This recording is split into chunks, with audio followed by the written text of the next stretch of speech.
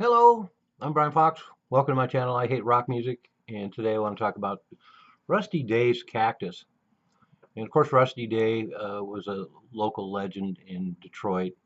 Came up with, put out some solo singles, and then was a member of the Amboy Dukes, and then of course joined the legendary Cactus band with Jim McCarty, Tim Bogert, Carmen Appice.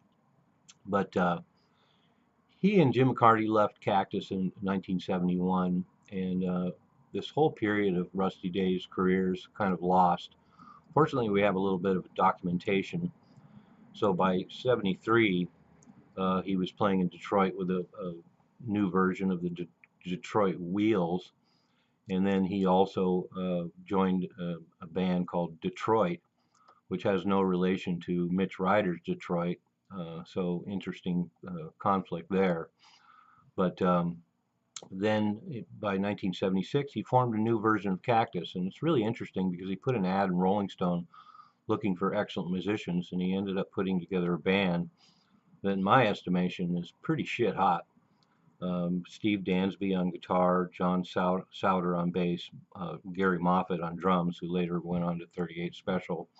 But he put this band together in between 1976 and 1979. They did a bunch of live shows, and we have some recordings available. Um, the band did, of course, a lot of Cactus numbers, and one of the reasons I'm so impressed is they actually did justice to the Cactus numbers, which is really saying something. So once again, I have to say this band he put together is totally shit hot, and they mixed in some new originals. And by that time, Rusty Day had moved to Florida and was playing shows down there. And we have one really pretty good live show in Florida that I'll post below to check out and see what you think. Really pretty amazing band, very impressive. And the other thing, of course, is Rusty Day. 5 years, 10 years after Cactus, still had his vocal chops and was a very formidable lead singer. And of course, he ended up getting out of Cactus because he was quite the wild man, and they were a wild band in general. So the fact that he was even wilder than them in his lifestyle really says a lot. And apparently that continued. He was known as a drug dealer down in Florida, and in fact in 1982 he ended up being killed along with his son and another person, machine gunned down in their house over supposedly a bad drug deal. And so we lost Rusty Day, and the person has never been caught. And there's also rumors perpetrated by Rusty Day himself that he was asked to join AC/DC at one point, and was also asked to join the Rossington Collins band, ex-Lynyrd Skynyrd members. And in fact, he ended up playing with Steve Gaines in a band with ex-members of Lynyrd Skynyrd and Steve Gaines. And so he was really busy.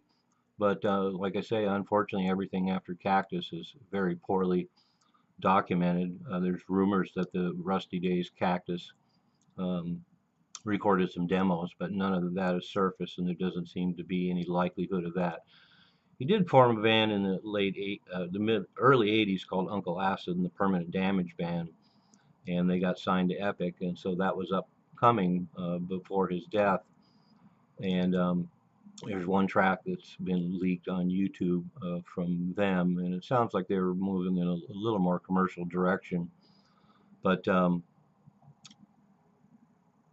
whole idea that Rusty Day was still using the Cactus name is also interesting. Of course, there's the first Cactus band, legendary band, and then there was the second version that recorded Hot and Sweaty with Werner Fritchings and Dwayne Hitchings, the keyboard player and guitar player from a band called Steel that had one album on Epic, and Peter French on vocals from Atomic Rooster and Leafhound.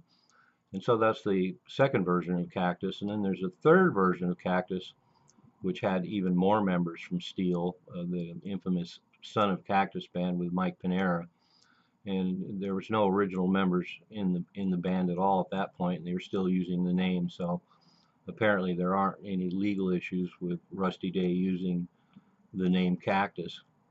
And listening to this band he put together, they certainly have every right to bill themselves as Rusty Day's Cactus and live up to the Cactus name. So anyway, I posted a bunch of this stuff down below, all his various projects after Cactus.